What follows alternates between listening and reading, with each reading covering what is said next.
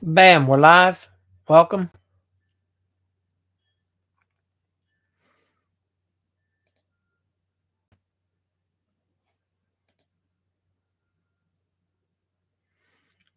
All right, let's get started. So, we're talking about some more automations recently, and you'll be hearing a lot about this for the next 30 days. Okay. A lot of contractors lose leads because they're only focused on the immediate, right? Uh, happens to all of us. You go where the squeaky wheel gets the squeaky wheel draws your attention in, right? And then you chase one lead to the next. You're always thinking the next one's going to be the one. And often we don't even realize that the last three that we didn't land, they could be the one. And we just have to circle back. So, a large percentage of homeowners aren't ready to purchase up front. As much as we'd like to think we're going to close it in one deal, two appointments, it's a done deal. Not all the time. Sometimes you have to follow back up with homeowners. So, manual follow up creates a lot of problems for a lot of guys. Things slip through the cracks. So, you could be losing leads and you don't even know that you have them. The real reason that your pipeline is feeling empty and manual follow up really is like killing your profit. So, think about this. It's not because you're bad at sales. It's not because the leads are no good. It's really because you have a manual follow-up process. And here's what that actually looks like for the average remodeler and why it's a big struggle. The voicemail that you were meant to return gets missed because a couple other fires develop the same day. A web form that you were supposed to respond to. Somebody went to your website, they filled out a little information, but you were up on the ladder and now an employee has an issue and you missed getting back to that person. You sent a quote, you tried to follow up, but you haven't been able to connect, right? And now you're busy and you're chasing the next job. The homeowner and you say, yeah, let's talk in a little bit, maybe in a few months. Thanks, Rob. But that lead never gets back on your radar. So the reason that a lot of these leads get lost and they don't show up on your profit and loss, right, is because you just forget because you get busy. And when you're wearing all the hats, you can't see everything. And it's natural. You need something that's automatic that tells you today at 11, that's going to be happening, right? And every one of these leads that gets missed, some of them are a $15,000 bathroom, could be a $40,000 kitchen, an $80,000 addition. These leads add up and somebody ends up getting that job.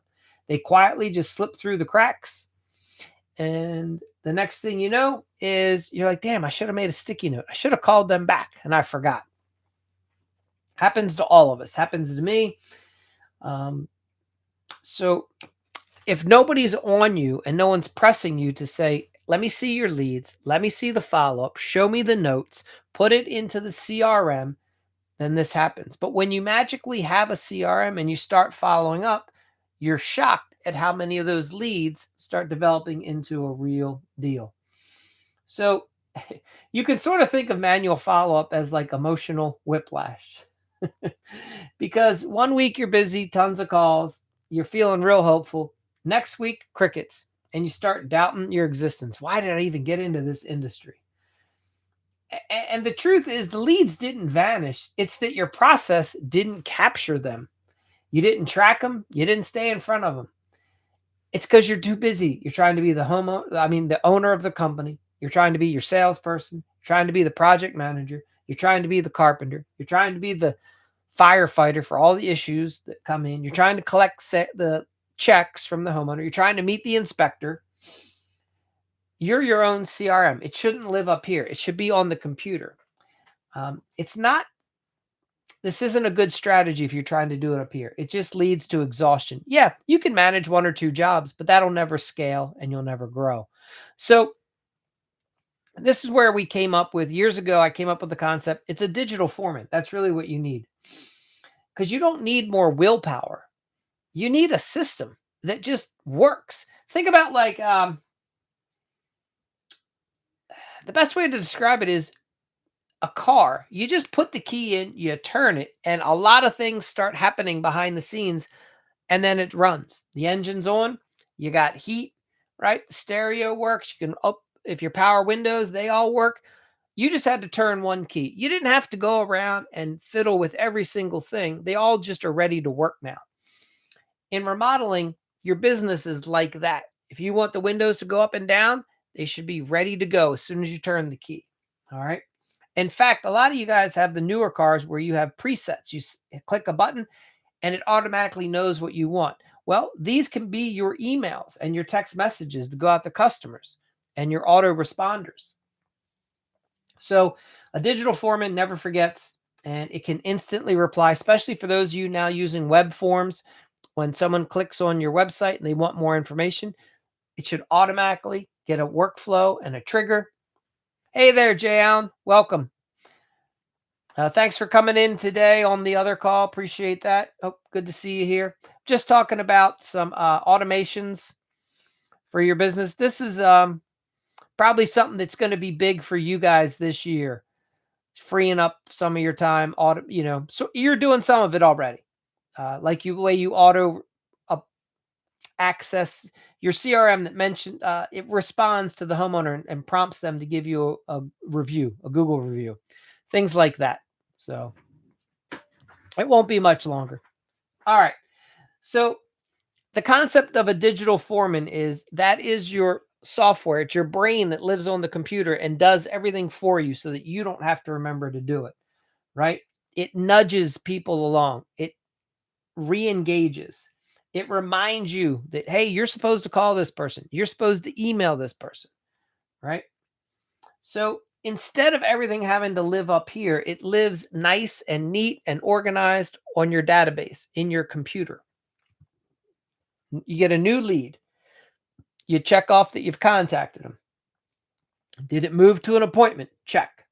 Has it led to your next stage, whether it's an estimate, a bid, a proposal? Check. Did it land to a job? Check.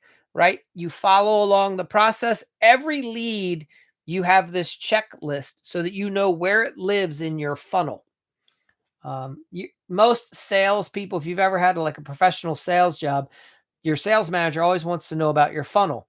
And that is every prospect that you've ever had, you put them in a funnel and you label where they are in the process.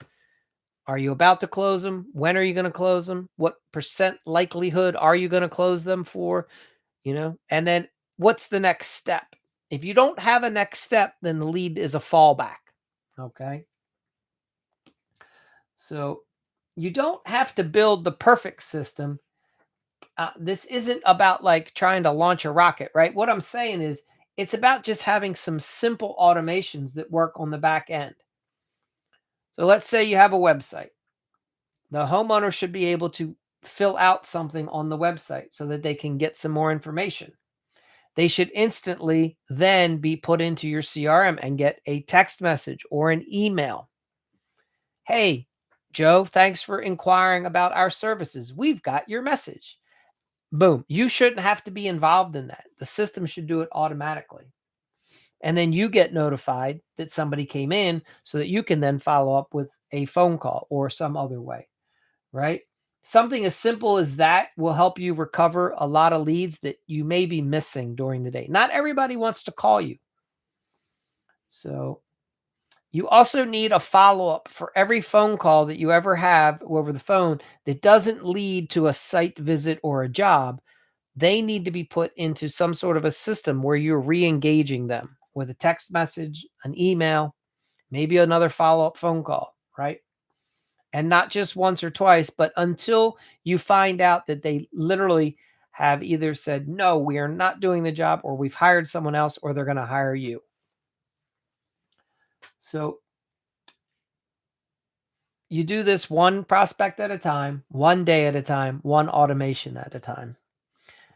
All right. So also this will help you with I have this issue right now for myself. I have so many different ways that people can message me. I get a message on YouTube. I'm getting a message on Instagram. I'm getting a message on TikTok. You might have my phone number. You might have my email address, right? Without having a central place that all these messages live, it's very challenging to even know that you were messaged, right? So even with a CRM, if you're getting a lot of messages, you still have to do the work. But this is going to happen for those of you that start building up a social media presence. How are you going to make sure that you're keeping track of all these messages? The goal is for you to grow, but to grow so that you can handle it. Okay. So, all right. Any questions? Who all is in here tonight? Jay Allen, again, thank you. Rhino, I don't know you. If you're new, welcome. Um, Jay Allen, anything come up for you today? I don't know. How's the rest of your day go? Were you done when you jumped on that call? I guess that was like what, 12, 1 o'clock your maybe no, probably like 2 o'clock your time. So were you already wrapped up for the day? If you are on YouTube and you want to ask any questions, please use the chat. Um, and same, obviously for those of you on TikTok, just enter in the chat. Uh,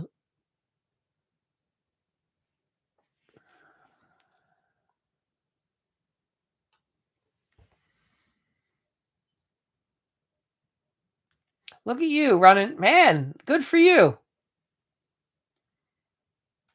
That's awesome. Nice. So you had to do dinner on the road, is what I'm hearing.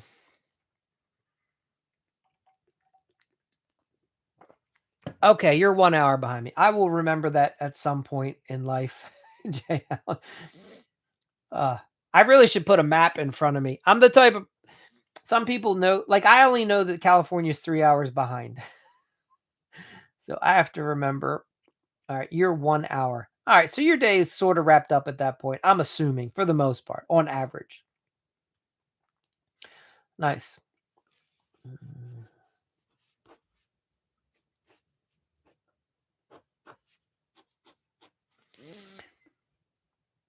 Mm. Jan, let me ask you this. You have a pretty good handle on communicating with people. Did your old company teach you any sales things like basics? Did one small job in the morning, then looked at another one 4 in the morning. All right. Hey, very good.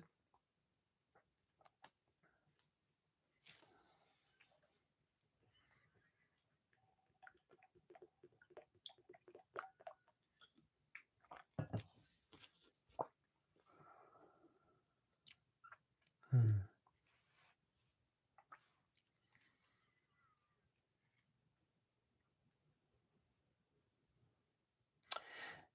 Yeah, and the sales, okay, that's right. So you talked about how, and the sales coach kind of was, uh I believe he's the person that kind of ruined the company, right? Like, was your reason to go out.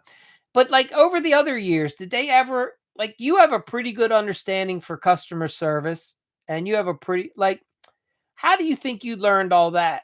Who modeled that? Like, how did you learn that?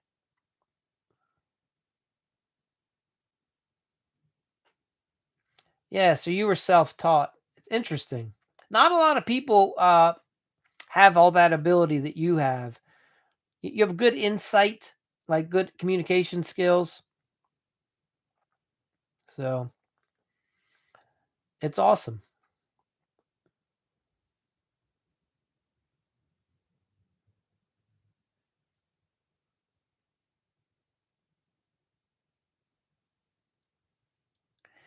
It's the cleanup man forever. Yeah, I could see you being the guy that kind of comes behind some other people and just smooths everything out and gets it where everyone's like, okay, I can relax now. I just talked to Jay Allen. He's got it.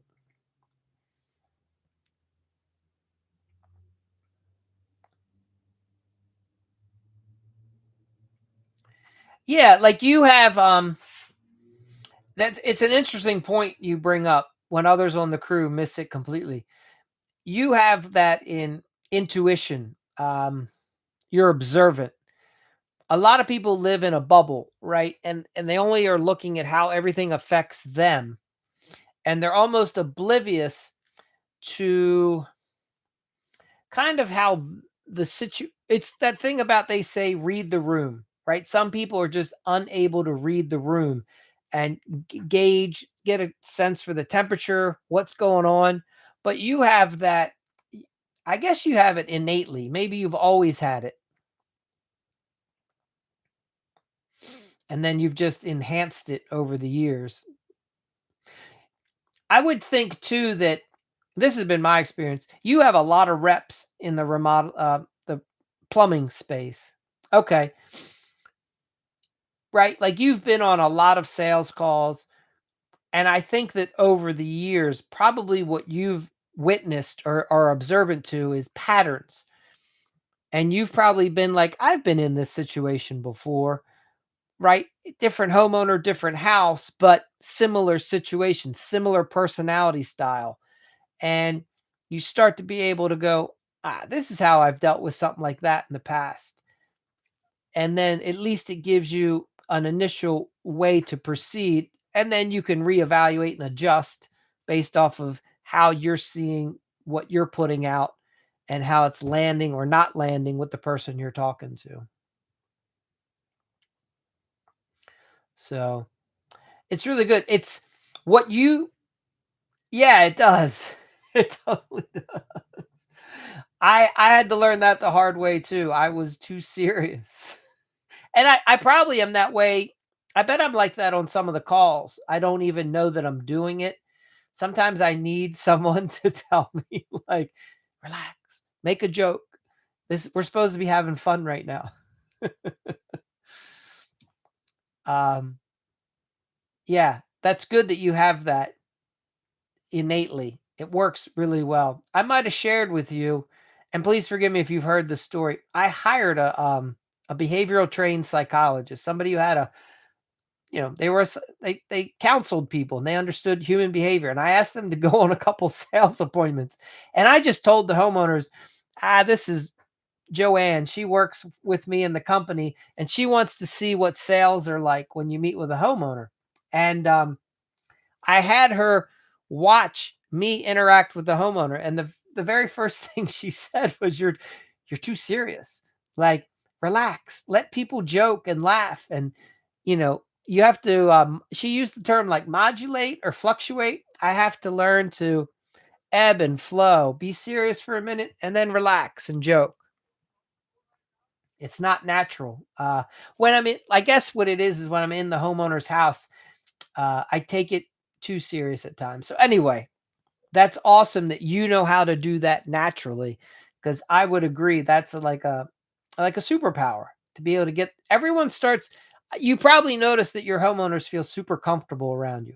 I'm saying all this to say that at some point in the near future, you're going to want to look for those characteristics in whoever starts doing a lot of your sales, for you as the company grows. Yeah, I think we're all nervous. I appreciate you sharing that. I'm nervous. Yeah. You find like it takes a couple minutes and then all of a sudden you just get in your groove though, and it becomes like automatic once you get out of your head in a sense. I don't know. That's how it is for me at times. I just start being in the moment, and that's the place I like, I don't want to be overthinking it.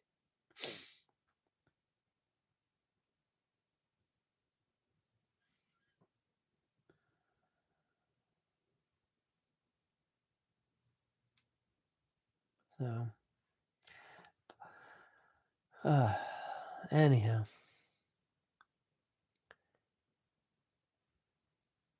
Hank, innovative ski. If you're in the remodeling space, let me know where you're from.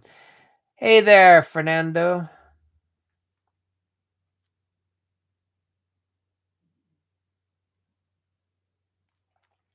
Oh, thanks for contributing, Hank. Let us know where you're from, please. I don't recognize your handle. All right, so Jayon, you're saying you need to fill them out a bit. Some customers I would want to run from, but boss said I couldn't.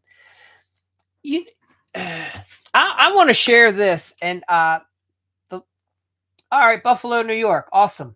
So you're up late, like myself. All right, let's get into. I have found over the years that there's certain personality styles that are like I'm almost like oil and vinegar with them because I don't understand them. And I'll give you one personality style. Some people are very quick, they're very direct, and they have a short temper, and they get agitated because I'm slow and I talk a little too much, and they want just action. And what I've learned is those people are also often very forgiving. And if the sooner that I can get cued in that, oh, this is a fast person, they make decisions like this, they want me to talk less and just start moving along the process, it ends up working. Whereas years ago, I used to think, God, they're jerks. Like they don't let me finish my sentence. And I didn't realize like they don't need me to. I'm too slow for them. I don't know. I don't know if you guys ever have an experience like that when you're with certain homeowners, certain personality styles, that even though you may be not gelling, it's like you can shift or adjust slightly to be more accommodating or more agreeable or more pleasing for them at the same time. So I don't know. And some people don't want to think about all that. I get that as well. But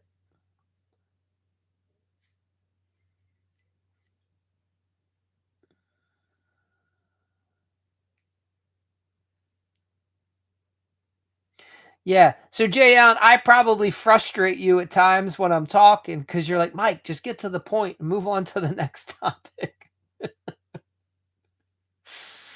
Yeah. No, I can appreciate. Yeah.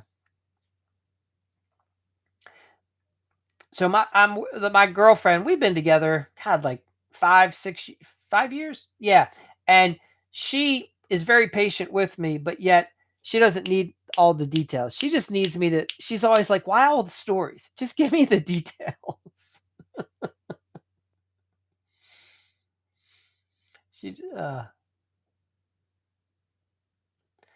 All right. No, just the customer that want to see the results and they don't care why. Yeah, I hear what you're saying. Yeah, they just want you to be wrapped up and done. They don't even care what you had to do, why you had, just like, yeah, get my plumbing fixed and get out of my house because I just want to get back to my life.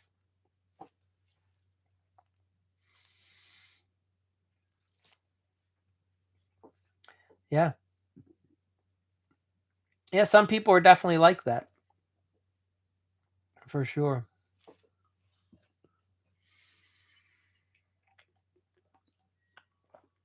Hank, how long have you been in the industry? And Jayon saying, how much don't matter to them? Yeah, right. I was yeah,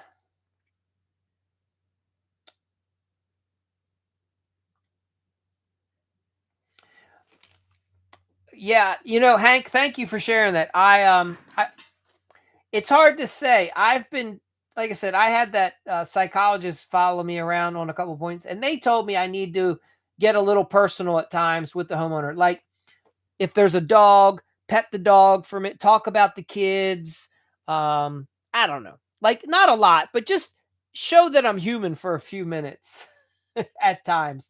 So I don't know. It's hard to say. I don't know if you've ever gotten any feedback from anybody one way or the other. But yeah, I usually am like drilled in on the project as well. Um, they say that as us as humans that we're relational, right? And that so there's somehow you have to help figure out your way to relate with the homeowner. And we all do that in our own way, our own style. Um, okay. Ah, Hank, you've been doing this forever. 2000. Yeah, you're in there with me. All right.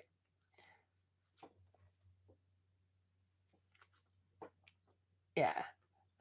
You should be probably teaching this or talking about this as well. I don't have much to tell you that you don't know if you've been doing this for over 20 years. Goat, are you here? I s-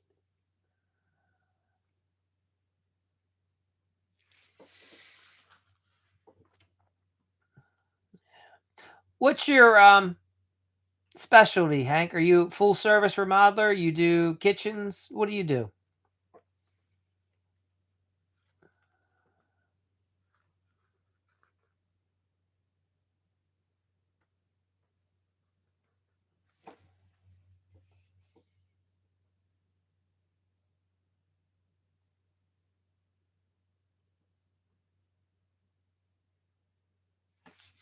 Okay, started out painting, got into remodeling.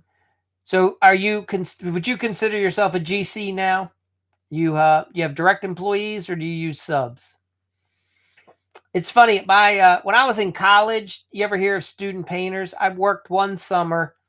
A friend of mine did student painters, and I worked for him. And I ran around our city, painted all kinds of. It was mainly For the most part, we did exterior work.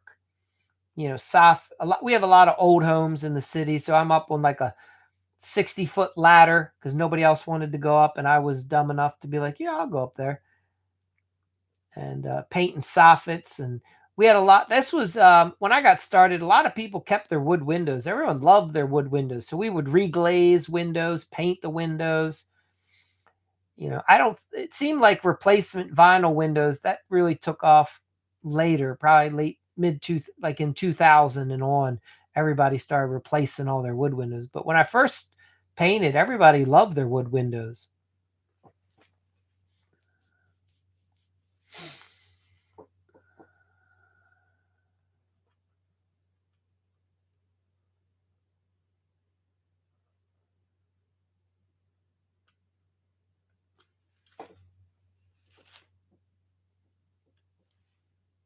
Bibbs, welcome. Yeah, I hear that, Hank. That Yes, Jayon, you're probably right. The electric bills did go up.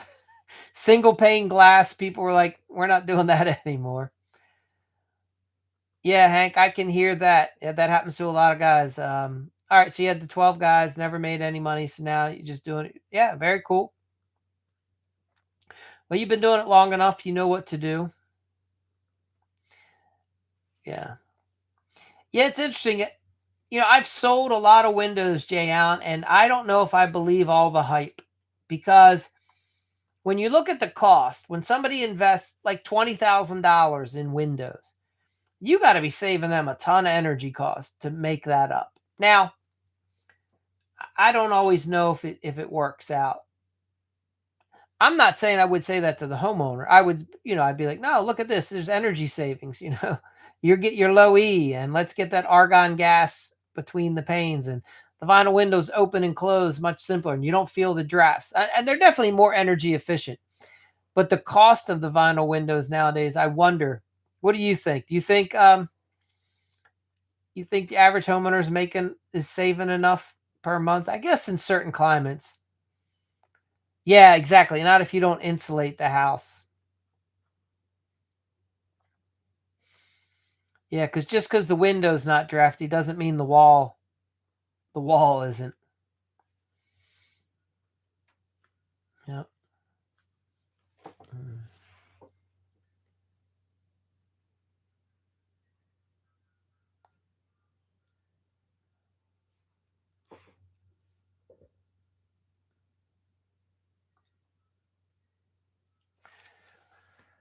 Yeah. Yeah, my area, we've got a lot of you know, pre-war brick houses, no insulation. Although I will say, what was it, in the 70s, I guess Anderson came out with a really nice double pane window that's probably been the best window I've ever seen. So,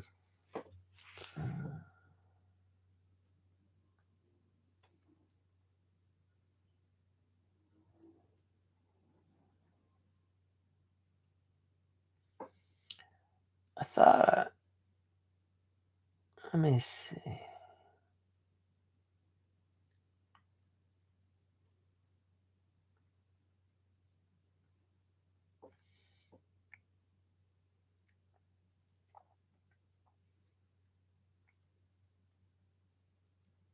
Jay Allen, do you think you'll bring somebody on to help you do some sales? Do you think that would be Bonnie? Do you think that would be your nephew? What are your thoughts on that?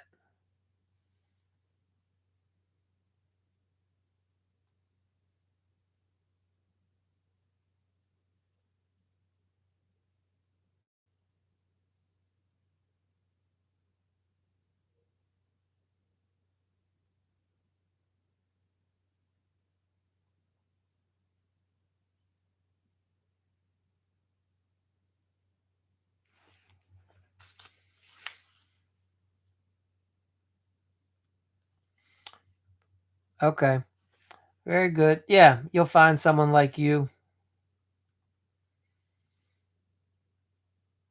All right.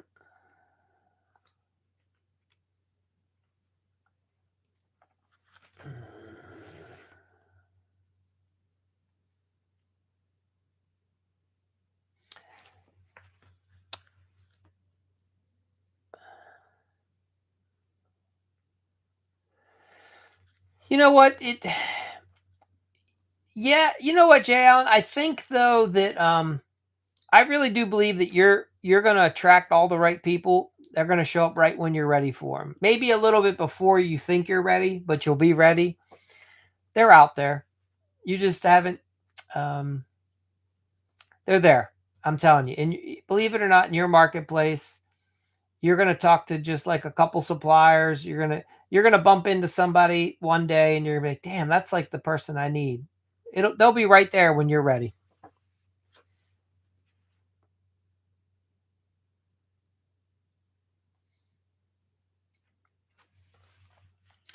What was crazy for me, I I had a drywall subcontractor, and he was watching me attempt to grow when I was very first starting. He was a good subcontractor. He watched me hire several young kids that were a joke. I remember sitting in his I sat in his truck one day on a job site, and we were eating lunch together, and I was just talking to him, and he had hired lots of guys, and he's like, he goes, "You know what? My neighbor is a carpenter. You should probably talk to my neighbor." And he introduces me to his neighbor, and his neighbor was a good guy, but not perfect. I hired him. It didn't work, but his neighbor knew another guy, and that's who ultimately helped me transform the business. So where I go with all this is, and where this is what's even funnier, all these guys lived within like 10, 15 minutes of me the whole time. They were always here. I just didn't know them. You know what I mean? So your guy is most likely right where you need him. Yeah, Hank, it is. And I would also say it's there's an art to it. And please hear me. I'm not saying you're right. Like in the beginning, I had a really hard time finding a good person. It took me a while. I went through like 6 guys, but then I finally did find one good guy. And maybe I was fortunate, but that one guy, went and found numerous people through his connections and my connections together. Um, so I think it's possible. I think there's a strategy too, right? Like I paid this guy way more than I ever thought I was going to pay someone. Um, but I guess the way to explain it is I didn't want to lose him. And I was getting tired of hiring guys not paying them enough, right? Like, and I was like, I've got to make this guy an offer so good that he'll be like, damn, I want to work there. Now, it wasn't just all money, but I mean, I wanted to make the best work environment for him so that he was excited to come here. And ultimately, yeah, I wanted him to tell buddies of his, like, hey, you should check out this company, man. We got a good deal going. So I don't know. That was how it worked for me.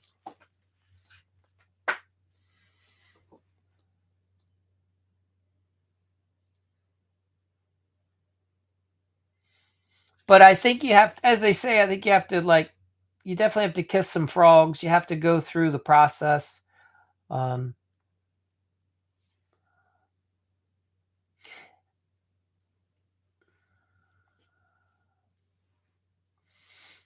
and because I think the average person is not what you're looking for that above average person. And there's kind of be like a radar where once you find the person, you're like, damn, that person's good. It's like, now you have to do whatever it takes to try to land that person. Very It's kind of like a baseball team probably landing like their designated hitter or whoever's going to bat in the number 4 slot. Yeah, you're going to pay him a lot more than all the other players and probably give him a few more concessions, but when you find them, yeah, scouting, exactly. There's all kinds of average guys every day, but you're looking for that one special guy, who's really going to like, I don't like to use cliches, but like move the needle, as they say, right? Like really will make a difference.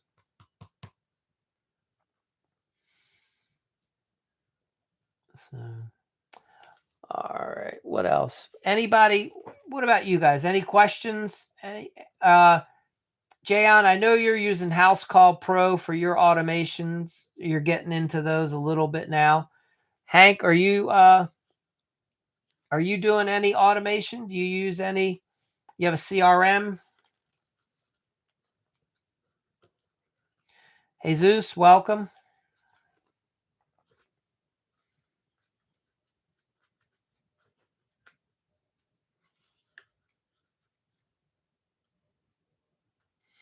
Okay, you'd like to? Yeah. It's I found it very interesting. This last year I've been doing much more, well, maybe 2 years now at this point. Um, having links set up, making templates for, you probably already know this, and because you've been doing this long, you probably already have on average a typical email that has to get sent out a lot, right? You're just changing the homeowner that it's going to. Health, family, wealth. Okay, awesome. Yeah, I don't. So when you have that message that you're like, I've sent this message in one form or another like 30 times. What's nice is you can, in your CRM or you can make that email one time. And for the most part, it's going to work over and over again for all the homeowners, right? You're just changing the name, the address. Anyway, we've been finding that this works really good. Um, okay, health, family, wealth. Yeah, I mean, are you in remodeling? Did you just happen to come across this page because it's like late at night and I'm like, why is this guy on here? Help me understand your background.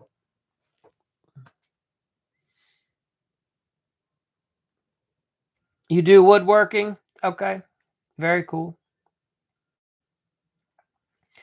Yeah, my father has a picture framing business, so I'm very familiar with making picture frames.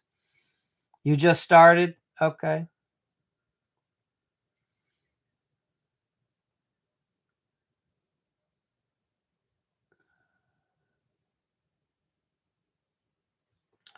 very good, Hank. Fa- So did you come out of retirement, Hank? Is that what's happening? Do you have, is there anybody in the family that wants to get into remodeling?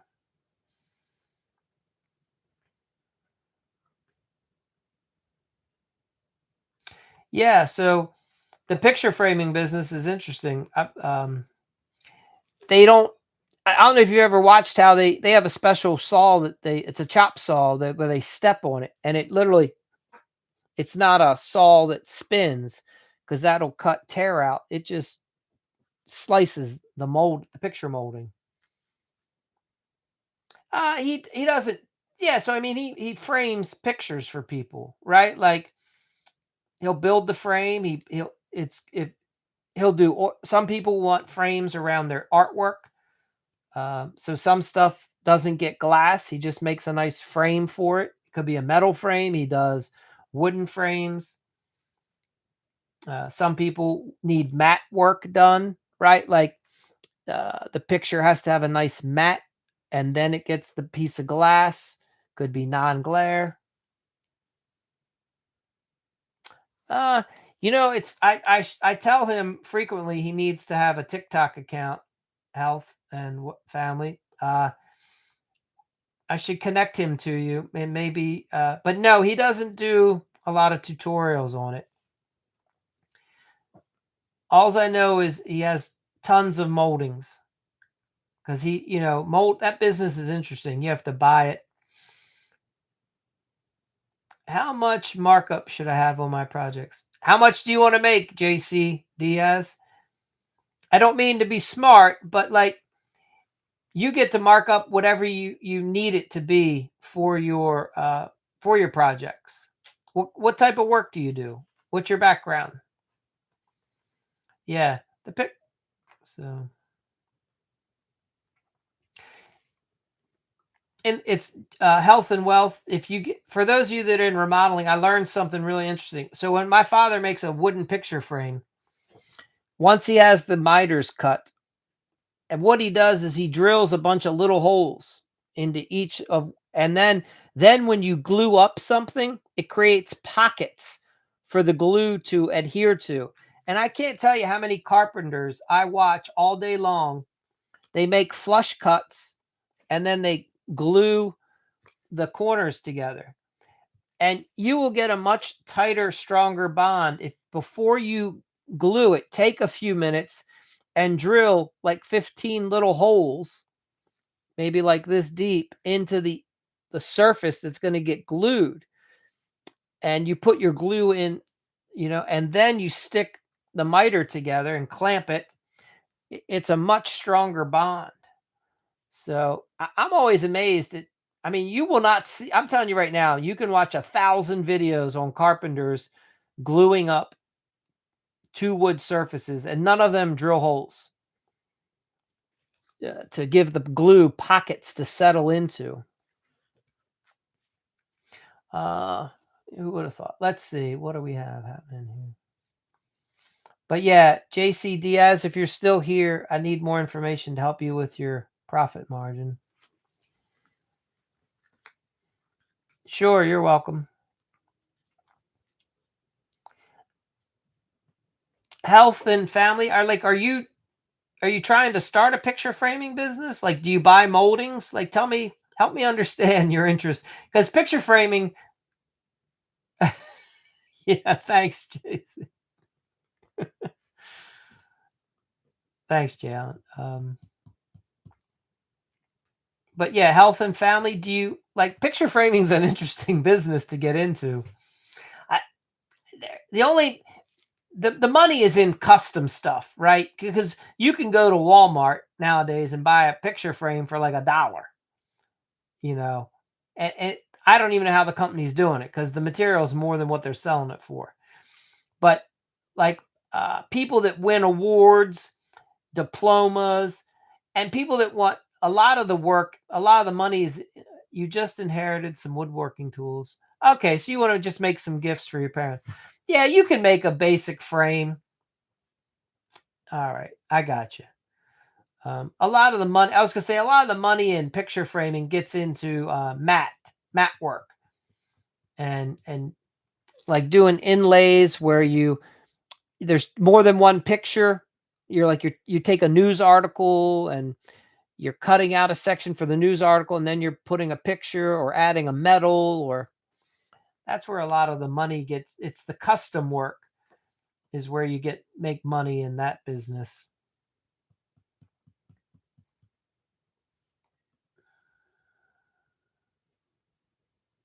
So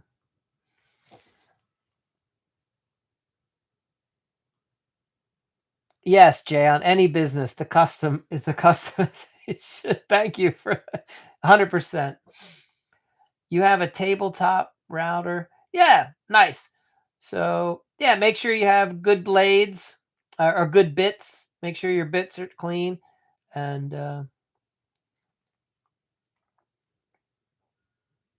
a good fence. I used to build cabinets for a lot of my projects. For years ago, when I first got started, entertainment centers were all the rage. And I would build, like, I would do dovetail drawers for people and all kinds of shaker cabinetry. But over then when flat screen TVs started coming in, that whole business, it's still there to an extent, but not like it was. The big entertainment centers fell away. But it was fun. I liked doing that kind of work for a while.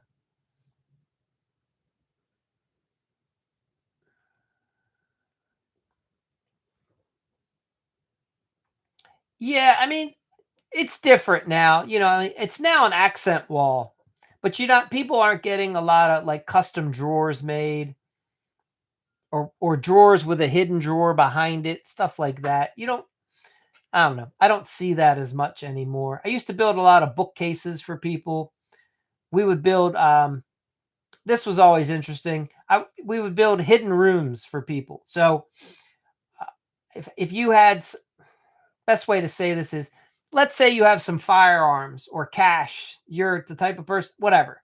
So I would literally build a bookcase into a wall and it would slide out of the way so that the person could go back into a hidden space. And generally, it was for like cash or firearms, stuff like that. I don't, maybe it's still a good market to get into, but it seemed like for me, it kind of peaked around like 2010. I didn't seem to get a lot of requests as things went on. Yeah, a little bit. Nothing, like literally you would walk into somebody's house and you'd see a wall of bookcases, and you would have no idea that one of those sections moved somehow, some way. Unless you'd have to get really up close and really start studying it. Now, I didn't have like the thing where you pull the book and then a lever, but what we did was we it would either slide or hinge. So,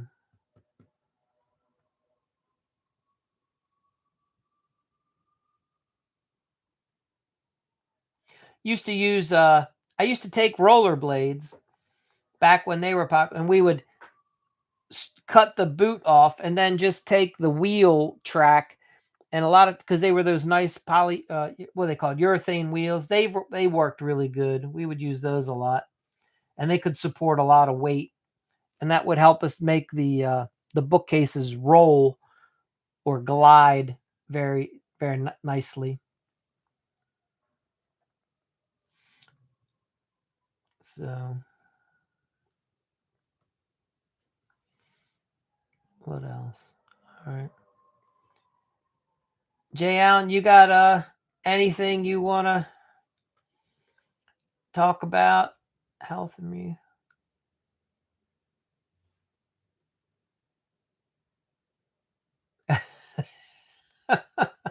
Yeah, exactly. So you want to just hide on the job so they can't find you. Exactly.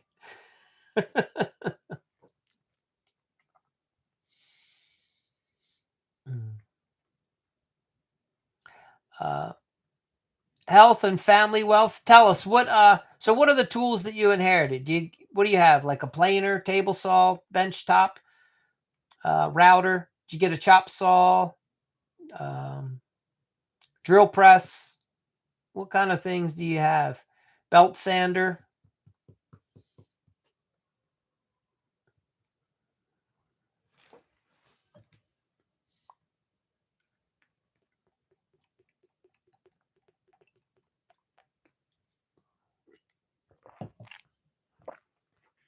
Mm.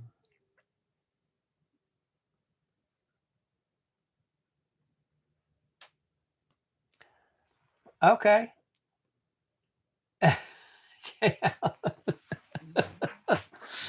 That's awesome. Now I'm seeing. So you have more of a sense of humor. You're just playing it coy a lot. All right.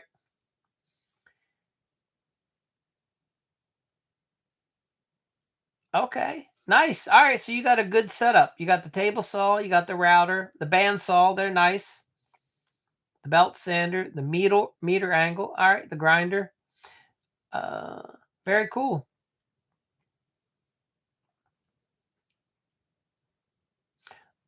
Tell me the brand if you know it. What brand table saw? What did you get?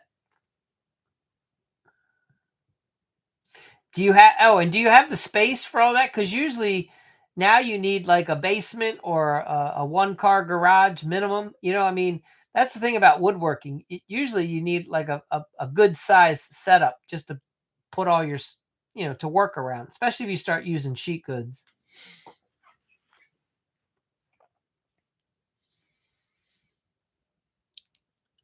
Poppies, Gavin, if you're new, welcome. Let us know what part of the country you're from, and let us know if you are a remodeler or not.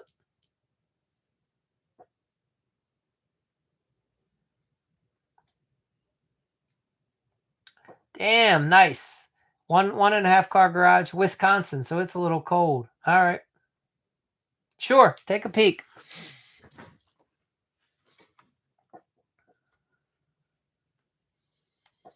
Jan, does your property have a garage where you can warehouse a lot of your tools and supplies? That's always a challenge, I think, for guys. Where do you keep a lot of your stuff?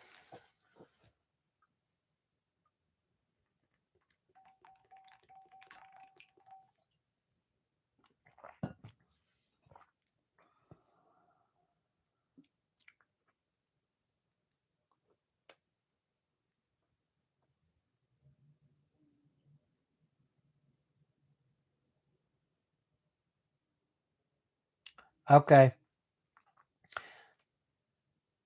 So you got room to grow.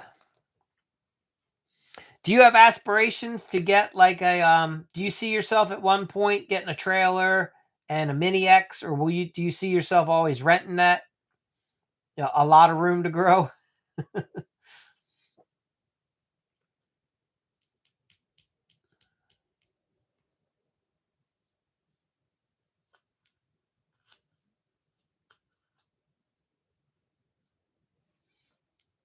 But do you envision down the road building like a little office or garage, like maybe off, not attached to the house, but a shop, let's say, for the plumbing business? Like, is that like in the 10-year plan?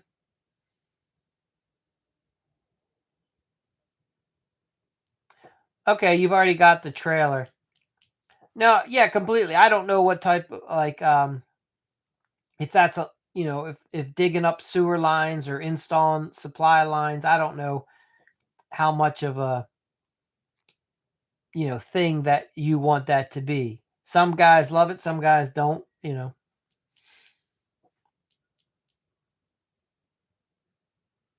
Okay, so maybe on the 5 to 10 year plan, building your shop and warehouse would be in the plans. Yeah,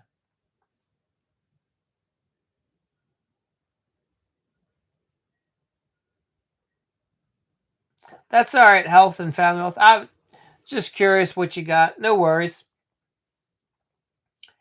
Yeah. Yeah, the mini X's are very nowadays you can get like a 303 from like Caterpillar. They're not too expensive and they're super capable. They don't weigh a lot, so they're easy to transport. Um, they're super reliable, but I got you. I think you were telling me you like to do the manual labors too. Oh, sure. Yeah, no, no, I hear what you're saying. Yeah, Yeah, probably by the time you add in insurance and everything else.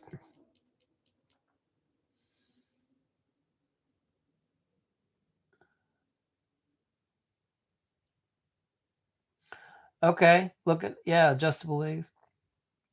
Yeah, well, with a 1.5 car garage, health and family, you've got room.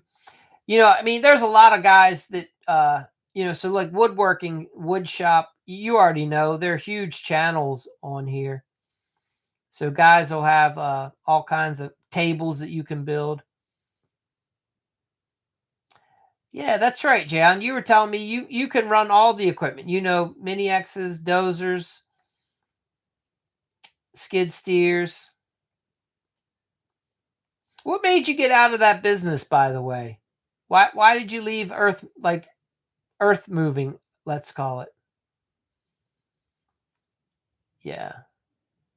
Yeah, there's a lot of guys health that love that. So yeah, you'll find your groove, the content creators that you like, and next thing you know, you'll be building everything for your shop next 3 years. That's a lot of fun.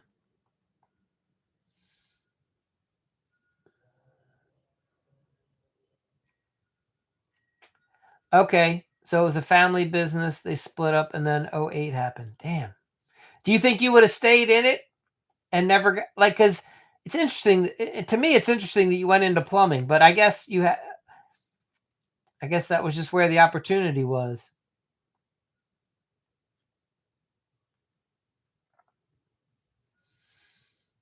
Mm. Yeah, cuz I mean, heavy equip if you can you were doing undergrounds all right. All right. I mean, cuz there's eh, for a couple. Yeah, so health and family wealth. I don't do a ton of woodworking right now. I did at one point, but no, it's not that I don't like. I like to do it, but it's not how I'm making a living right now. If that answers your question. Okay, so you guys were doing city mains. Wow. Okay, so you weren't like converting raw land. You were breaking through the city street. Okay, gotcha. Yeah. Yeah, I mean, a lot of those companies make good money. That's a shame that business didn't survive.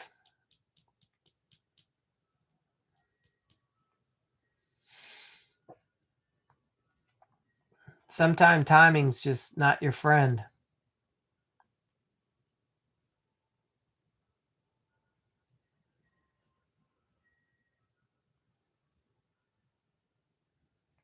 Okay, so you would do site prep. Okay, home pads, commercial building pads. Yeah, it's interesting. You guys don't do basements, so yeah, I'm sure you did kill a lot of trees. Well, especially if you had a dozer, you just mow them over. They don't even stand a chance.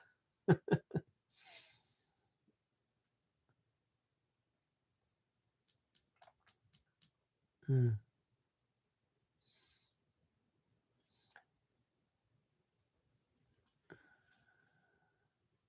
Yeah, it's in my area, a lot of your large land development has gone away because there's just no more property for these large developers. So the earth moving guys, the guys that are in that business, they slowly have to move out to the outskirts. Like you don't see any motor graders where I am. We just don't have projects big enough for that kind of work.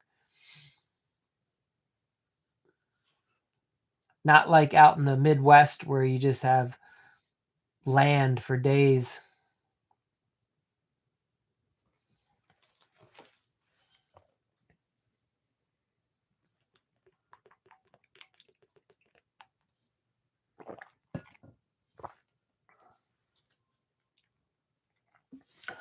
Okay, interesting. Yeah, so the son went, got his master plan. Good for him. All right. Well, I think the good for you that you got your license. You know, I mean, a lot of guys get into the industry, work for it for a long time, and then they can't do much. So good for you that you got yours too. All right. Well, guys, I appreciate you being on here tonight. Again, thank you. Health, family, wealth. Appreciate you jumping in on the channel, and good luck with your setup for your woodworking. Okay, he's got 20 guys. Now, wait, is this the same guy that let you go, Jayon? Just to, that made that had so that you had to go start the new business?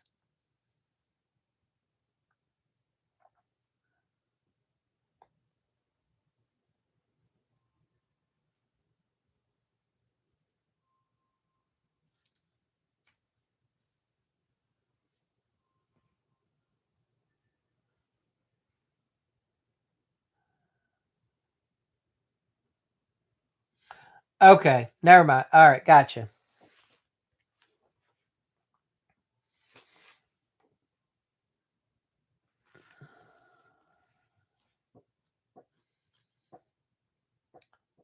So, well, he's done pretty good for himself. I mean, I can't speak for his character, but if he let's say the bit started the business sometime around 08, 010, I guess is what you're saying. You know, within 10 years to have 20 plus guys working for him, that's really good.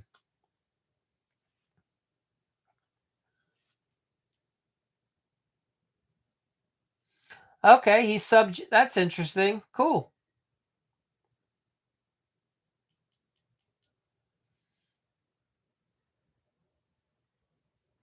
Yeah, this, it networking, I can't stress enough how important networking is. I don't like to do it. I have my days, I have my moments where I go out and I do network. I have to remind myself, like, hey, you decided you wanted to be an entrepreneur. Networking is a part of your business. Um, but yeah, I need to do more of that myself. And that's awesome that you were able to keep that connection with that guy.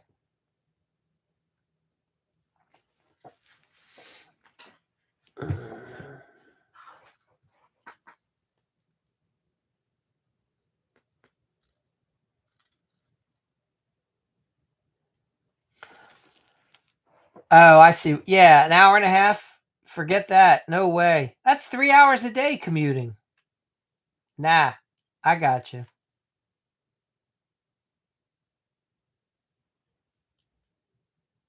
I guess because of traffic. Yeah, that's ridiculous. That makes sense. Yeah.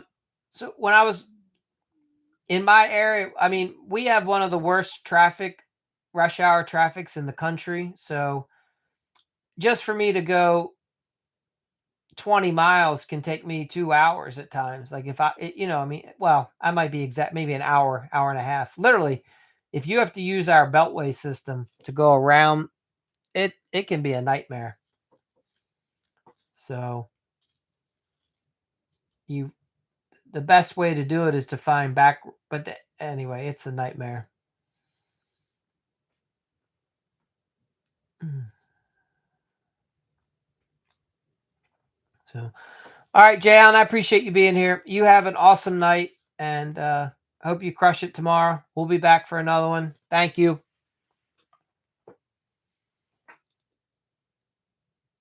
Thanks. Take care.